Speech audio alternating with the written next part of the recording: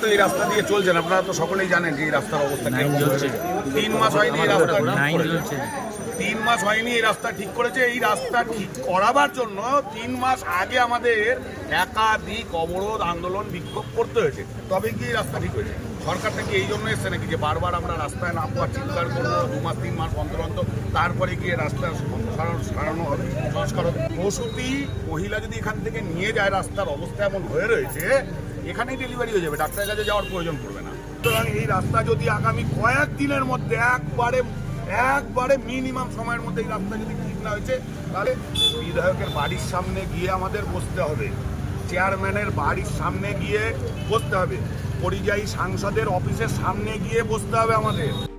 আমিও আপনাদের বলছি যে অসভ্যতার একটা সীমা আছে। এই অসভ্যতার সীমা লঙ্ঘন করলে, চুচুড়ার পরিবেশকে ধ্বংস করার চেষ্টা হলে, এখানে বিজেপি নেতাদের বাড়িও ঘেরাও হতে দেরি হবে না। বিজেপি নেতাদের বাড়িও ঘেরাও হবে, তার জন্য যেন বিজেপি প্রস্তুত থাকে।